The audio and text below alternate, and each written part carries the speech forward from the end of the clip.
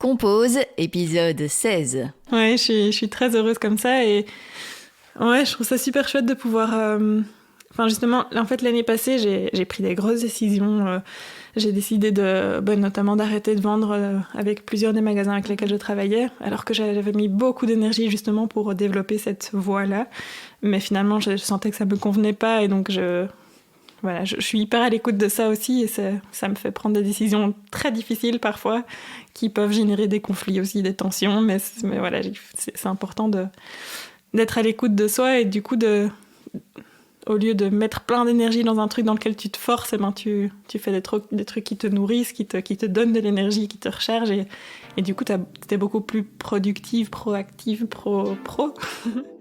Cette semaine, je suis heureuse de recevoir Usha, la créatrice de la marque de bijoux Oumia. Ensemble, on a parlé de sa passion née très tôt pour les bijoux, des coups de pouce qu'elle a reçus à ses débuts, de son statut d'indépendante complémentaire alors qu'elle était encore étudiante, du moment où la création de bijoux est devenue une évidence et un projet de vie, du fait qu'elle a tout appris par elle-même, qu'elle est introvertie et aime être dans sa bulle, de la vie d'indépendante qui lui convient parfaitement, de son besoin des animaux et de la nature. Je vous souhaite une très belle écoute. Merci, Usha, d'être avec moi aujourd'hui sur Compose. Ben, merci Julie. Tu es donc créatrice de bijoux. Tu as créé Oumia, ta marque de boucles d'oreilles, de colliers, de bracelets. Tu peux un peu d'abord m'expliquer comment c'est né en fait ton intérêt pour le bijou ? En fait, depuis que je suis toute petite, déjà, quand j'avais, je sais pas moi, 6-7 ans, je commençais déjà avec les bracelets brésiliens, travailler avec des petites perles et tout ça, c'était déjà quelque chose de présent. Puis quand j'étais ado à l'école, on a dû faire un travail d'année aussi, ça, j'avais fait sur les bijoux. Et puis après ma réto, je suis partie 1 an en Écosse et là j'ai rencontré Nacho, mon compagnon actuel, qui est espagnol et je l'ai rejoint du coup à Madrid. Et là je suis tombée sur des cavernes d'Ali Baba de perles en tout genre, de perles en pierres semi-précieuses, en métal, en graines. Et du coup, ouais, je peux raconter tout mon parcours. Oui, c'est chouette. Parce que ça commence du coup, c'était il y a 14 ans. 13 ans, ouais. Et du coup, j'avais acheté de quoi me faire quelques paires pour moi. C'était déjà d'office mon univers, j'adorais. Voilà. Et puis j'avais montré ça à ma mère, elle m'a dit « mais c'est génial, tu devrais essayer d'en vendre. Mais tu sais quoi, dépense 50 € en matériel, et si tu n'arrives pas à les revendre, je te les rembourse. » Et du coup, j'ai fait ça. Et puis, en fait, très vite, j'ai vendu. Et quand je suis rentrée en Belgique, un jour, j'ai croisé une ancienne amie qui m'a dit « viens me voir au magasin ». Elle avait un magasin. Et elle a commencé à m'acheter des boucles d'oreilles comme ça. Donc, elle a été un énorme coup de pouce. Ouais. Après celui de ma mère, c'est des moments déclencheurs comme ça. Et puis... pas longtemps après, finalement, je suis rentrée en Belgique après 2 ans. Et là, ma cousine m'a dit il y a un nouveau festival, la CEMO, si tu veux. Viens, je t'accompagne, on va essayer de vendre tes bijoux. Et ça a super bien marché. Du coup, j'ai commencé à faire des événements aussi. Donc, ça s'est fait assez sans que je planifie vraiment. Je suis tombée sur des bonnes personnes qui m'ont poussée comme ça, naturellement. Et quand tu as commencé comme ça, quand tu étais à Madrid, tu as été beaucoup inspirée par ce qui se faisait là-bas ou c'était vraiment... c'était un peu instinctif en fait ce que tu voulais faire ? Oui, c'est juste je tombais sur des belles perles et ça me donnait envie d'assembler ça avec ça et puis je créais quoi. Il me fallait juste 2 petites pinces, j'en avais une que j'avais encore de Saint-Nicolas de quand j'étais petite, que j'avais avec moi. Et voilà, puis j'ai acheté une 2e pince et avec ça en fait j'ai tenu pendant des années, j'ai fait... des milliers de boucles d'oreilles comme ça. Et puis, en fait, quand je suis rentrée en Belgique, je suis rentrée à la Cambre en photo. Mm-hmm. Et je me suis mise en indépendante complémentaire à mon statut d'étudiante. Et je faisais les festivals du coup en été, les marchés de Noël en hiver. Et c'était mon job en fait. Excellent. Et donc j'ai beaucoup... Enfin, j'ai accumulé quand même pas mal d'années d'expérience comme ça. De vente dans des magasins, de vente à des marchés, des événements. Et puis, après mes 3 ans d'études à la Cambre, j'ai rejoint Nacho, donc mon compagnon, en Australie, qui était expatrié là-bas. Moi, j'avais eu une grosse saturation de la photo après mes études. J'en suis sortie un peu avec un peu un goût amer. Tu savais du coup que c'était pas ça que tu voulais faire? Ouais, j'avais... En fait, c'est marrant, toute ma vie, j'ai jamais eu un truc de « Ah, je veux faire ça quand je serai grande ». J'ai pas eu ça quand j'étais petite, comme tous les enfants ont. Je me suis jamais projetée comme ça dans un métier. La photo, c'est arrivé quand j'avais genre 16 ans. C'était quand même un truc, une énorme passion, mais j'avais pas vraiment une vision de moi pour toute ma vie là-dedans. Je me disais, bah oui, je pourrais faire des mariages, enfin, mais sans vraie flamme, ouais. Même si j'adorais. Et puis, du coup, quand je suis partie de la Cambre, j'ai rejoint Nacho en Australie, à Sydney. Et lui, du coup, il travaillait en journée. Et moi, je suis pas vraiment une aventurière solitaire. Donc, en fait, je m'emmerdais dans son appart quand il travaillait. Et du coup, en fait, je traînais sur Internet et je suis tombée sur une photo d'une pomme de pin en métal. Et en dessous, il était écrit que ça avait été fait en cire perdue. Et du coup, je voulais comprendre parce que c'était vraiment une vraie pomme de pin, mais en métal.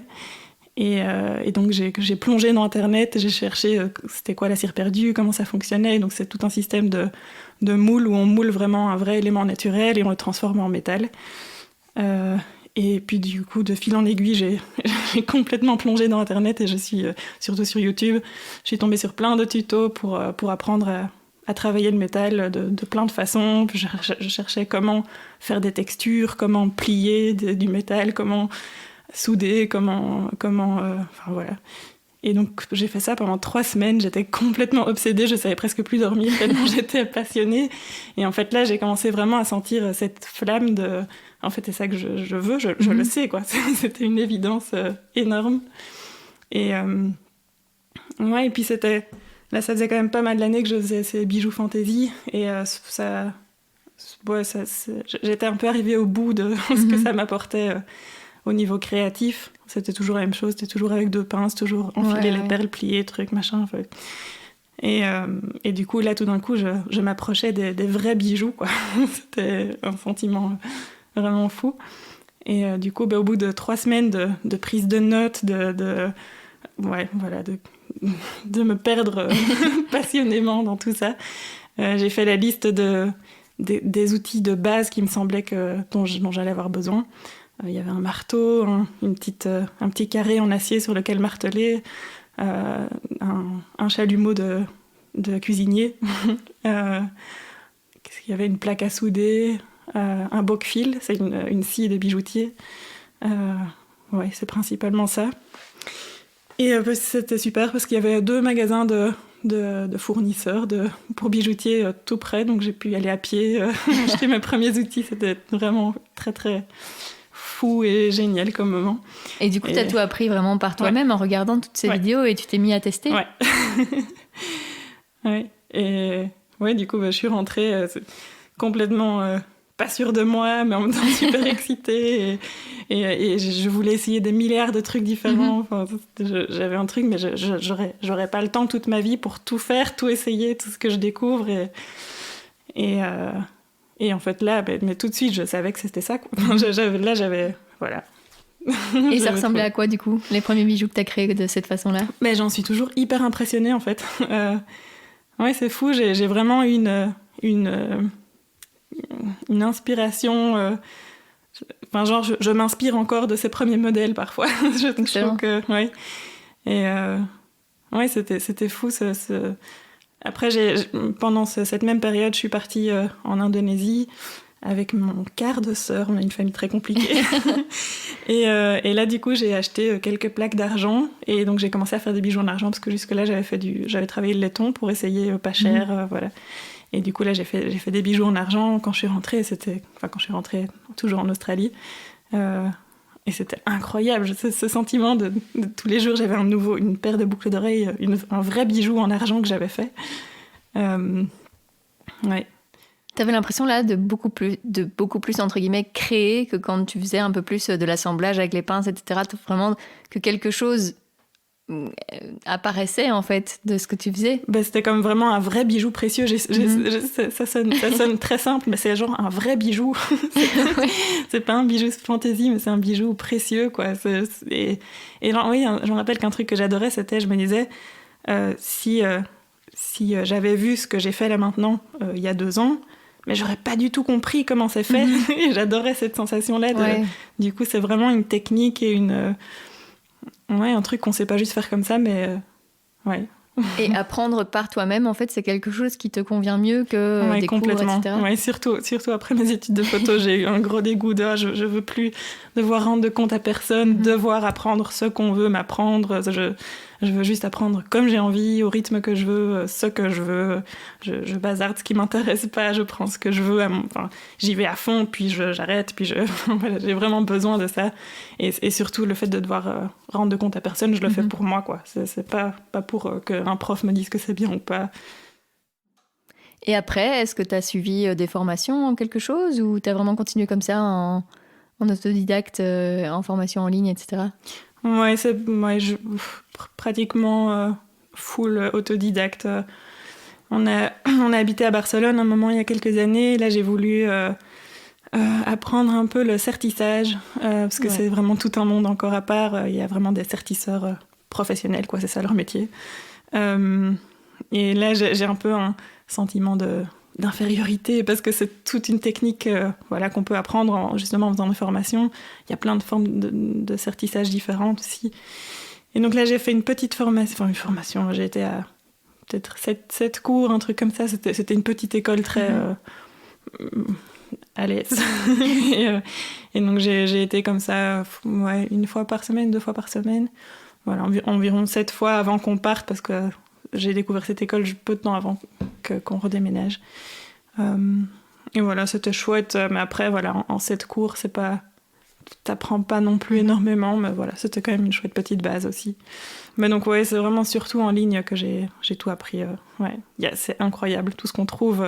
Il y a des profs géniaux et c'est tellement merveilleux qu'ils offrent ça gratuitement comme ça. Et donc, Oumia, c'est né vraiment quand tu étais en Australie, ou c'est né à ton retour en Belgique? Non, en Australie, c'était vraiment... C'est là qu'il y a eu le début de tout ça, quoi. C'était tout d'un coup la naissance de mon projet, que je ressens toujours comme mon projet de vie, en tout cas professionnellement. Et oui, quand j'étais là-bas, tout ça naissait et je sentais, je veux vraiment lui donner une identité, je veux... lui donner un nom, trouver un logo, alors que j'avais pas du tout eu ça avec les bijoux que je faisais avant. Il y avait pas vraiment ce besoin-là. Et du coup, oui, je me rappelle que j'avais un petit carnet et je notais toutes les lettres de l'alphabet que j'aimais bien. Je les assemblais un peu dans tous les sens. Et finalement, c'est devenu Oumia, et ça vient en grande partie de mon deuxième prénom qui est Ouma. Et on m'a appelée Ouma jusqu'à mes 9 ans. Du coup, c'était chouette de redonner une place un peu subtilement à ce nom, ce prénom. Et les premières pièces, alors que tu as vendu, qu'est-ce que tu as ressenti quand des gens t'ont acheté tes créations? C'était double. À la fois hyper excitant et super chouette, et à la fois panique de si ça se trouve, en fait, j'ai fait de la merde, et en fait, je ne m'en rends pas compte, et on va le savoir dans un mois, quand tout va se décomposer. Et ça, c'est vraiment... cette peur-là m'a suivie des années, quoi, avant que je prenne confiance en moi, parce que je me rends compte, ça va, en fait, il y a pratiquement eu aucun problème en plusieurs années, c'est que ça tient, c'est que ça marche. Donc voilà, il y avait ce double truc, ouais. Et tu savais, avant de trouver vraiment ce projet de vie, tu savais que tu voulais devenir indépendante? Non, pas du tout. Mais ça me va tellement bien. Je suis très introvertie, très solitaire. Je suis devenue encore plus ces dernières années. Je pense parce que je me voilais la face et je me forçais avant à voir plein d'humains. Et maintenant, c'est bon, j'accepte qu'en fait, je suis hyper bien quand je suis seule.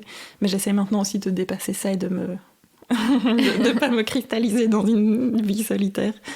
Merci d'ailleurs d'avoir accepté cette invitation. D'autant plus. Ouais, non, ça me fait hyper plaisir. Et puis quand c'est prévu, quand c'est organisé comme ça, c'est très très chouette. C'est un peu, je pense que c'est toujours comme ça pour les introvertis, quand t'es pris par surprise comme ça, c'est terrible, c'est terrifiant. Du coup, je sais plus ce qu'on disait. Oui, on parlait du fait que t'aimais bien du coup être toute seule et être vraiment dans ton truc, en fait, dans ton univers. Ouais. En fait, j'ai plus ou moins que eu une autre expérience professionnelle, et c'était quand j'étais à Madrid. J'ai travaillé dans un magasin de biscuits pendant 1 an, temps plein. C'est comme ça que j'ai appris l'espagnol, en devant parler aux clients, enfin répondre aux clients. Et ouais, en fait, c'était chouette, et en fait, ça m'a appris à vendre. C'était bien, parce que il y avait vraiment on avait une espèce de formation pour vendre, quoi. Il fallait dire la phrase en la tournant dans un certain sens. Il fallait dire goûter un biscuit au chocolat et pas dire vous voulez un biscuit au chocolat, parce que dans un cas ils disent d'accord et dans l'autre ils disent non. Et puis il fallait faire des gestes pendant qu'on expliquait, c'est fait dans une casserole comme ceci. Et voilà, et tout ça, ça t'aide à comprendre un peu comment le client rentre dans ton histoire, dans l'histoire que tu racontes, et s'ouvre à ce que tu dis, ou reste timide et caché. Et donc ça, quand j'ai fait les marchés, j'ai beaucoup de plaisir à faire les marchés. C'est marrant, parce que oui, tout d'un coup là, je deviens en fait très comme très sociable, mais c'est nouveau aussi. Si je choisis et que je sais que c'est le moment, alors j'ai vraiment beaucoup de plaisir à voir des gens, et j'aime les gens. Mais ouais, du coup voilà, ça c'était une chouette expérience. Et en soi, je me dis, si la vie tourne, je sais pas quelle façon, et que je peux plus travailler, ou je veux plus travailler comme je le fais maintenant, je me verrais bien faire encore un travail simple comme ça, dans un magasin, ou je sais pas, faire un truc banal. Ouais. Mais sinon, ouais, cette vie d'indépendante, d'être ma chef, de choisir ce que je fais quand je le fais, de prendre des pauses quand j'en ai besoin. J'ai pas 2 jours de la semaine, juste pour la poste, comme je vais à la poste 2-3 fois par semaine. C'est ça qui me donne un repère de temps, mais sinon, ouais, les horaires, les jours de la semaine, c'est en fonction de mon énergie, de ce que j'ai envie, et c'est super chouette, parce que du coup, je suis à l'écoute de moi tout le temps, ouais. Et ça a mis du temps avant que tu comprennes un peu comment tu fonctionnais, quelles sont les périodes où tu es plus créative, où tu as plus envie de te poser, justement. Ça t'a pris du temps, ça, de te connaître professionnellement, en tout cas? Mais c'est aussi, je suis passée par plein d'étapes de vie différentes déjà au travers de Oumia. Du coup, ça fait bientôt 8 ans que j'ai soudé pour la première fois. C'était en février.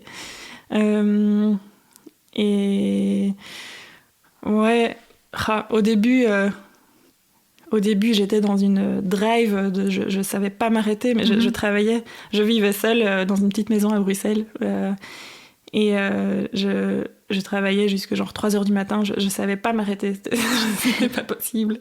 Du coup, j'avais un rythme fort décalé.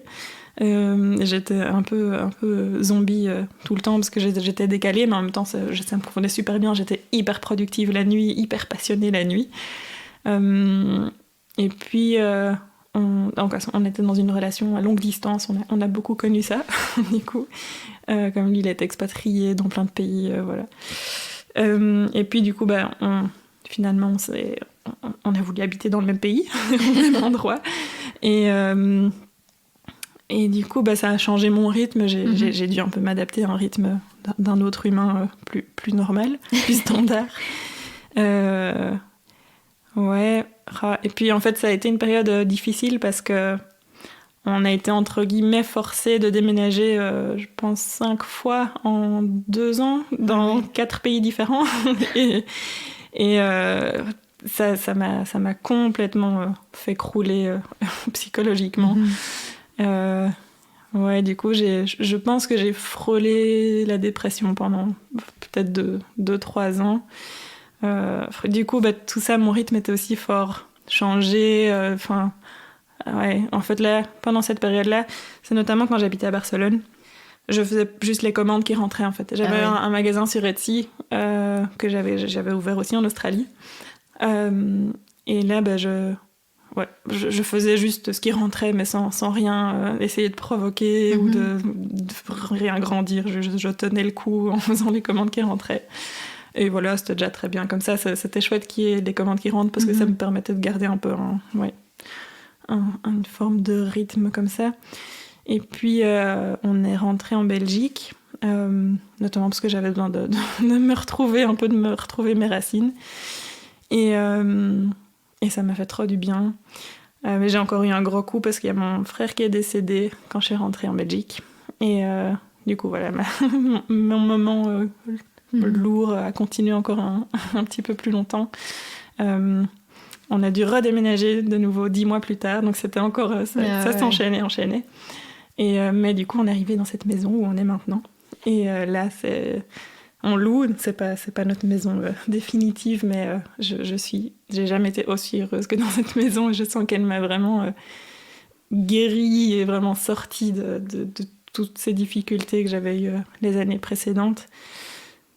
Et du coup, ça te fait d'autant plus de bien d'avoir ton atelier ici, dans cette maison? J'ai toujours eu mes ateliers dans ma maison. Mais oui, et c'est ça me convient. Je suis chez moi, je suis cosy, je suis avec mes animaux, le jardin, caché. Ouais. Et puis en fait, voilà, je pense qu'il m'a fallu une petite année pour vraiment me sentir de nouveau vraiment bien. Une petite année. Mais quand on est arrivé dans cette maison, on a eu des moutons, on a eu des canards, on a eu plus de poules. Et ça m'a... c'est vraiment... les animaux ont été comme un chargeur énorme pour moi. Surtout mes poules, mais j'ai une relation folle avec mes poules. Je les aime tellement. Et pendant toute la première période de deuil de mon frère, j'y allais tous les jours. Tous les jours, j'allais m'entourer de mes poules et c'était parfait, quoi. C'était vraiment, elles m'ont sorti de toute cette tristesse, toutes les émotions difficiles qui remontent. C'était mes accompagnatrices de deuil.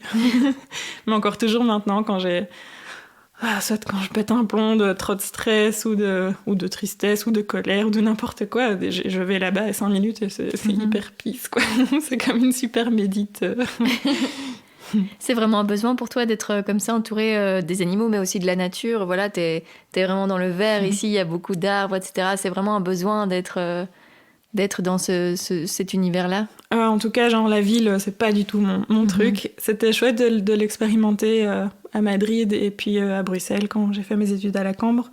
Je me suis vraiment bien amusée, mais c'est pas mon univers. Mais notamment parce qu'il y a trop de gens, j'ai besoin d'être plus tranquille et de pas forcément croiser des gens. Et ouais, en tout cas, animaux, ça c'est hyper important, ça je sens maintenant. Depuis que je suis ici, je sais que il me faut ça pour mon bien-être suprême. Et oui, la nature d'office, après, je pense que je pourrais vivre avec... Je voudrais vraiment avoir un très grand jardin, et plusieurs hectares. J'adorerais avoir une vache, et une vache a besoin d'1 hectare. Et puis je voudrais aussi faire, parce que je suis hyper potager, jardin et tout ça aussi, donc j'aimerais beaucoup planter plein d'arbres fruitiers, m'amuser à faire des expérimentations de greffes, de boutures, voilà, plein de trucs. Donc j'aimerais bien avoir de l'espace pour vraiment m'éclater à expérimenter dehors, et puis avoir vraiment de l'espace bien pour les animaux aussi. Ouais. Très chouette. Et comment tu fonctionnes donc dans ton atelier? T'as vraiment des moments où tu sens que tu dois plus créer, t'es plus créative par exemple le matin, ou plutôt encore le soir comme avant? Comment ça se passe un peu? Comment tu travailles? Ouais, mon rythme a changé, donc j'ai plus... Parfois, Nacho s'en va quelques jours et je peux quand même vite de nouveau avoir des journées qui se rallongent vers la nuit. Donc je sens que c'est quand même dans ma nature. Mais tant que je m'ajuste un peu à son rythme à lui, je sens maintenant que je suis bien quand... après 10 heures, je sais plus travailler. Je sens que c'est fini. Ouais. J'ai plus non plus comme c'est les premières années où je savais plus m'arrêter. Ça, je sens que c'est passé. C'était un peu la passion du début comme ça.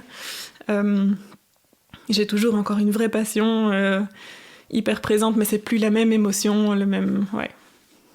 Et comment tu fonctionnes en fait aujourd'hui? C'est principalement, donc Etsy c'est fini, mais ton e-shop, c'est principalement via ça que tu vends tes créations? Ouais, en fait j'ai gardé ma boutique Etsy ouverte aussi pour pas juste tout fermer, puisque ça continue à rouler tout seul.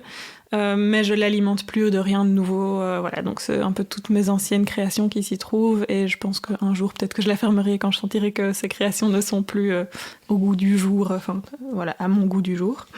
Mais donc oui, maintenant c'est mon site que j'ai depuis un peu plus d'1 an et qui a vraiment donné une nouvelle page à Oumia parce que tout d'un coup, je pouvais vraiment le structurer, organiser comme je voulais ce que je propose et visuellement donner beaucoup plus de mon cachet à ma marque parce que sur Etsy, voilà, c'est limité. Et puis aussi, surtout, regrouper les informations comme je voulais pour que les personnes qui visitent aient accès à où me trouver, ce que je propose, un guide détail, toutes des choses comme ça qui, sur Etsy, étaient tellement limitées et frustrantes. Pourtant, je suis restée sur Etsy bien 6 ans, je pense. Donc voilà, maintenant, je suis hyper heureuse avec mon site et je sens que ça a vachement changé, en fait, le lien avec l'expérience d'achat du client. Ah ouais. Je sens que les clients, maintenant, sont beaucoup plus comme conscients qu'ils achètent à un créateur et à qui ils achètent. Et donc, je sens parce que Etsy, c'est un peu plus comme un supermarché, comme ça. C'est moins... Il y a moins de conscience, comme ça, j'ai l'impression du créateur derrière. Donc, je sens beaucoup plus de vraie appréciation et du coup plus de connexion et de lien avec les clients aussi, ça c'est super chouette. Et puis aussi on peut te voir, il y a une photo de toi et il y a beaucoup de textes aussi, donc je trouve que tu aides aussi beaucoup les clients à comprendre les bijoux, à savoir ce qu'ils achètent, etc. C'est important d'avoir vraiment ce lien avec eux. Oui, tout à fait. J'essaye de répondre le mieux possible aux questions qui pourraient se poser avant même qu'ils se les posent pour qu'il n'y ait pas de questions, que ce soit fluide. Après, il y a toujours des choses à améliorer.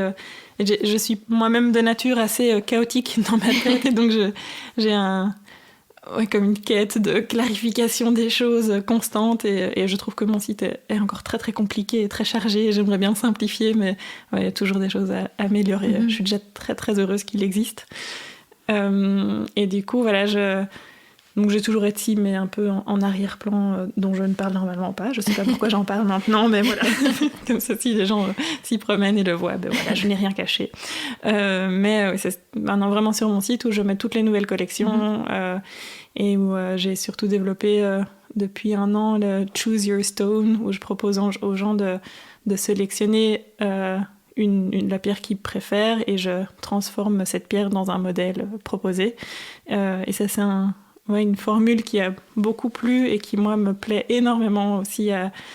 C'est très facile à mettre en place en fait. Pour moi je dois faire une photo avec du bijou avec toutes les pierres et puis je peux vendre plein de bijoux juste avec un listing quoi. Et puis c'est chouette de faire du coup des bijoux un peu personnalisés puisque les clients ont choisi la pierre. Et puis voilà, sinon pour autre forme de vente, je vends dans 2 magasins pour le moment. J'ai vendu dans plus de magasins mais j'ai senti que c'était en fait pas un billet de vente qui me nourrissait.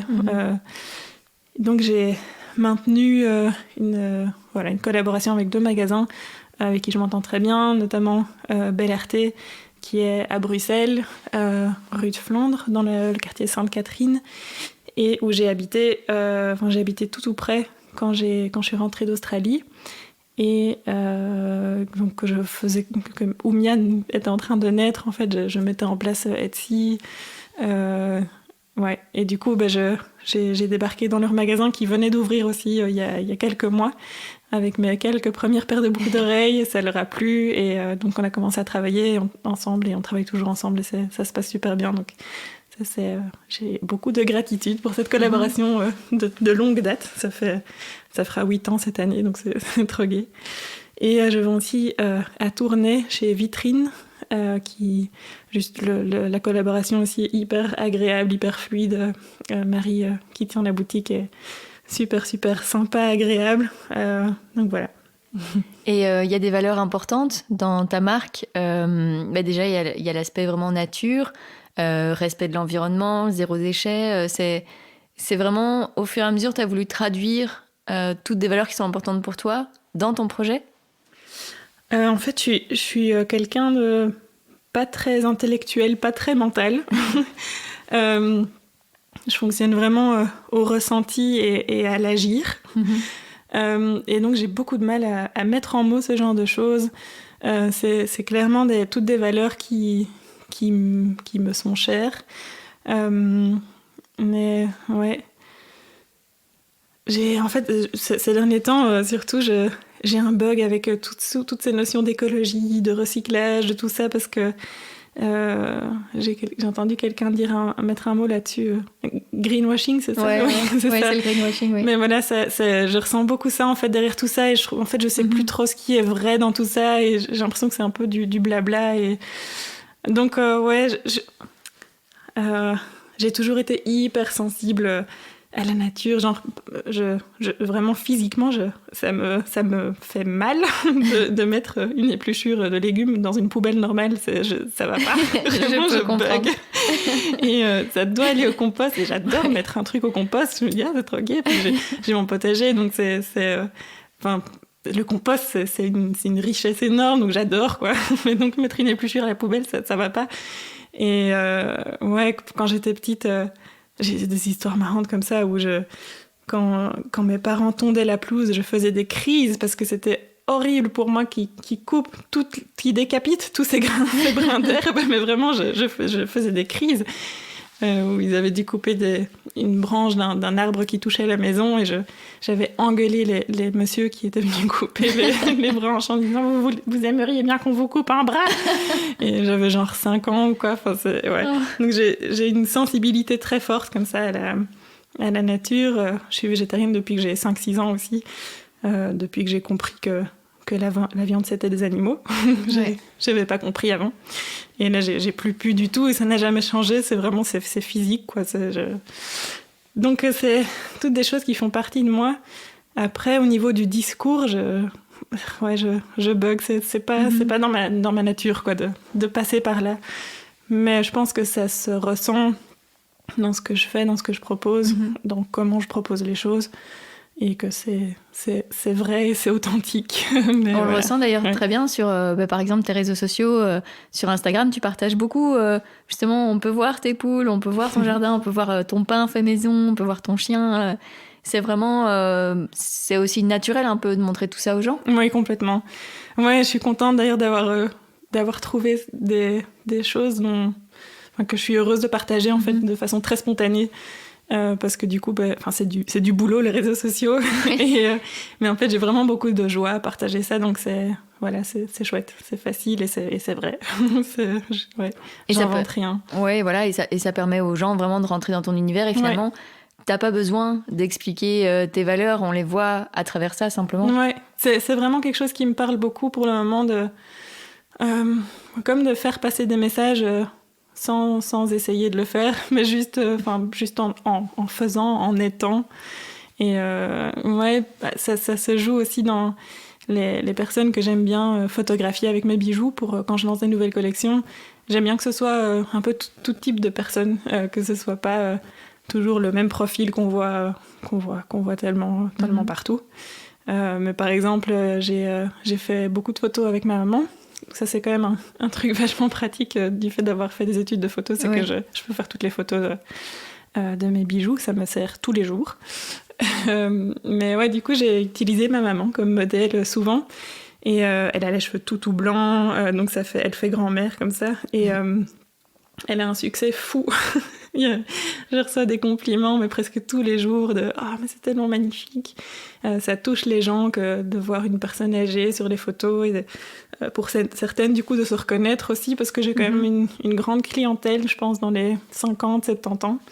Et donc ça, je trouve ça très chouette. Mais même des femmes plus jeunes, de 20, 30, 35 ans, qui me disent aussi « Ah, j'adore ces photos sur femmes âgées. » Quels sont les types de publics, toi, que tu voulais toucher, que tu imaginais ou que tu voulais toucher en fait en créant tes bijoux? Tu veux dire au niveau de leur centre d'intérêt? Au niveau de l'âge, tu vois, par exemple, tu disais que tu avais beaucoup de clientes dans les 50-70. T'avais des idées sur qui tu toucherais avec ta marque? Je pense qu'à la base, c'était je me visais moi. Je faisais juste des bijoux que moi j'aimais. Enfin, en fait, c'est toujours le cas. Hein. Ouais, je fais quand même genre des petites boucles d'oreilles. Alors ça, j'ai jamais été petite boucle d'oreilles, donc et ça m'amuse. Donc voilà, j'ai quand même un peu ouvert le profil.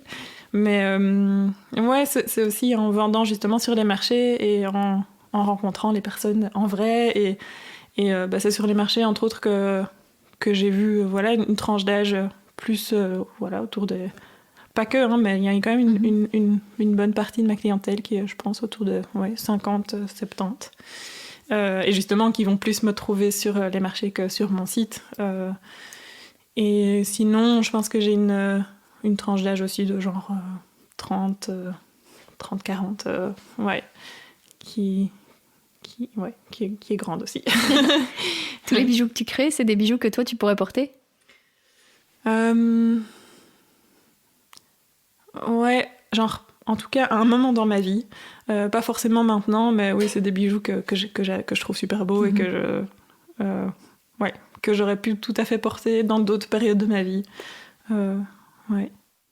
T'as vu vraiment une évolution au niveau de ton style et du fait d'établir vraiment ton style particulier, qu'on puisse reconnaître les bijoux Oumia. T'as vu une évolution comme ça au fil du temps ?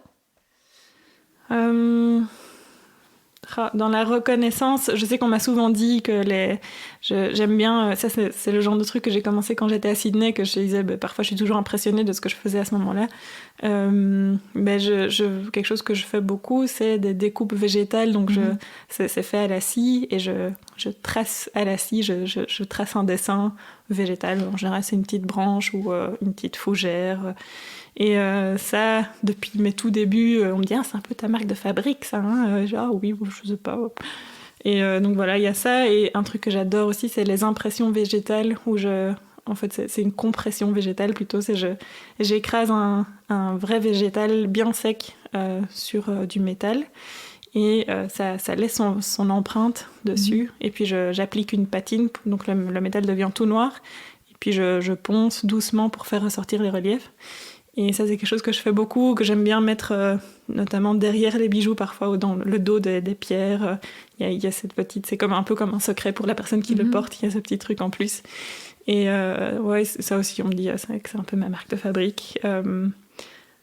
Ouais, sinon, au fil du temps...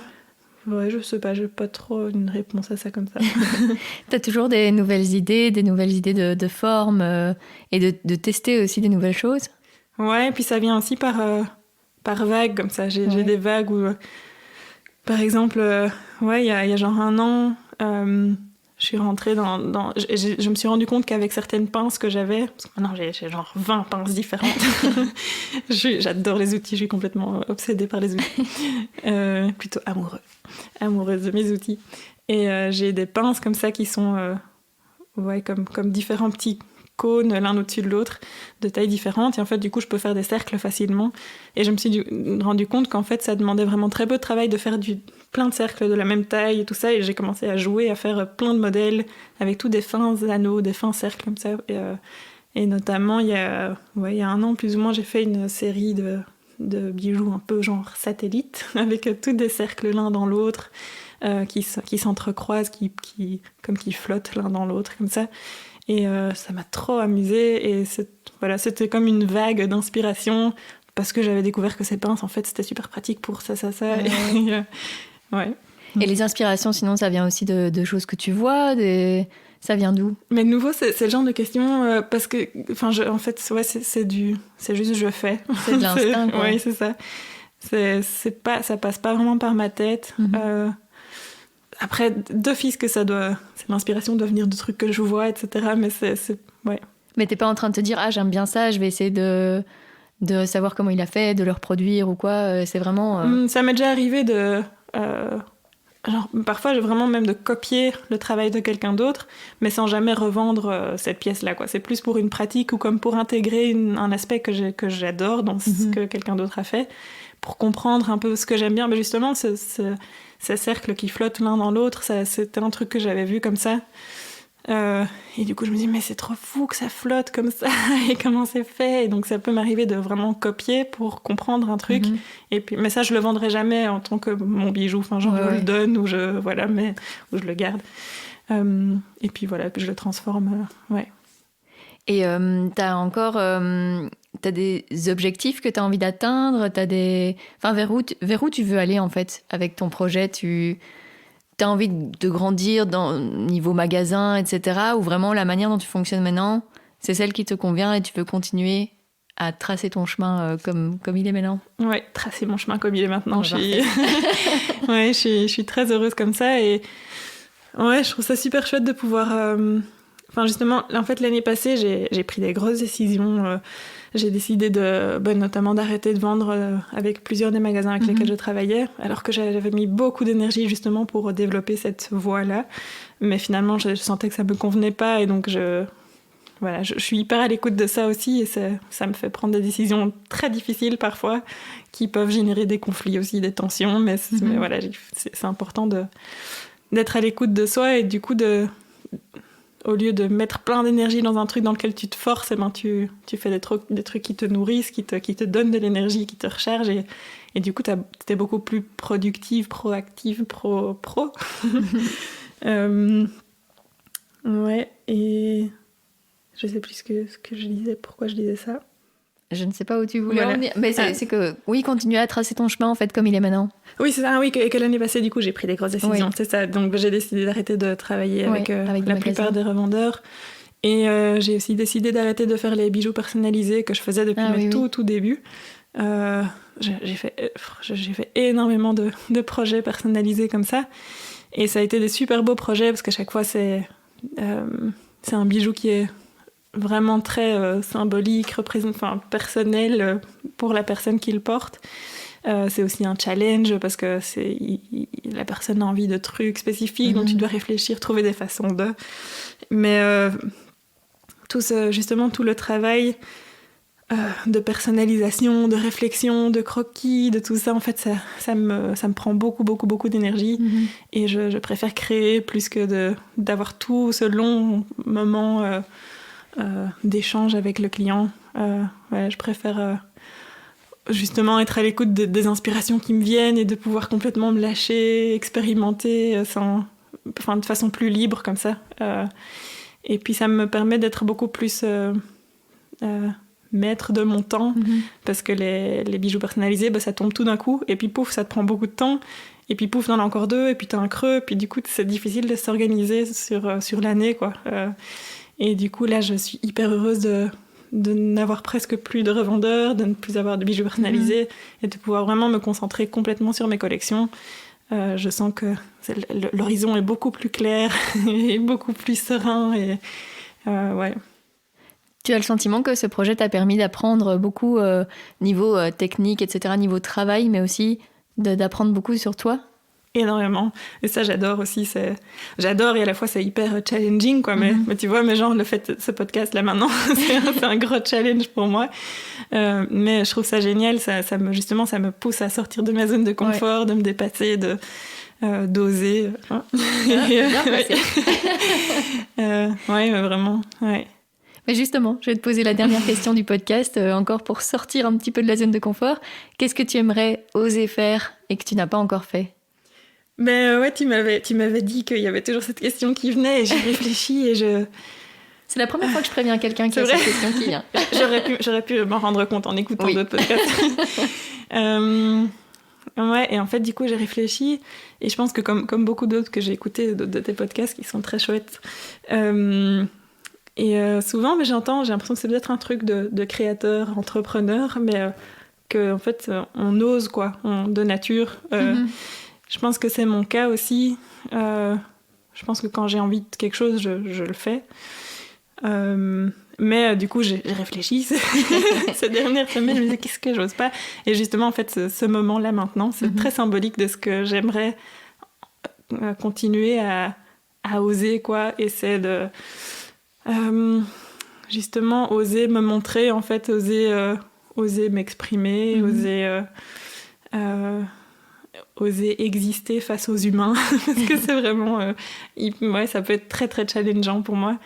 Et d'ailleurs, les réseaux sociaux sont un gros challenge quotidien pour ça. Ça, je l'entendais aussi dans une interview que j'ai écoutée de tes podcasts plus tôt aujourd'hui. Une fille qui disait qu'elle avait eu beaucoup de mal à se montrer au début. Et ouais, ça, moi, j'ai vécu toutes ces étapes aussi très, très officiellement. Je me rappelle, c'est quand on est rentré en Belgique, donc c'était genre il y a 4 ans. Je me suis dit, allez, il faut que je monte ma tête pour la première fois. Enfin, j'osais pas montrer ma tête, c'était terrible. Et donc, j'ai fini par montrer une première photo de ma tête. C'était vraiment un cap énorme.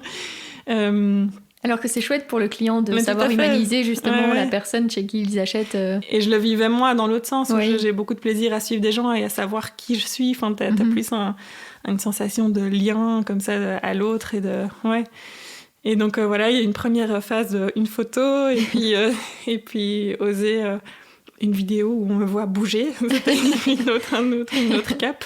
Mais des caps énormes, hein. Enfin, c'est terrible, ça me demandait une volonté. Et comment tu te sens justement après l'avoir fait ? T'es fière de toi ? Ah non, d'abord il y a une phase de terreur. Mais qu'est-ce que j'ai fait ? Et mon monde va basculer. Ouais, et puis après, c'est comme un muscle, comme ça. C'est petit à petit, tu oses. Et voilà, et puis donc il y a eu la vidéo où on me voyait bouger, et puis après il y a eu la voix, ça c'était encore un énorme cap.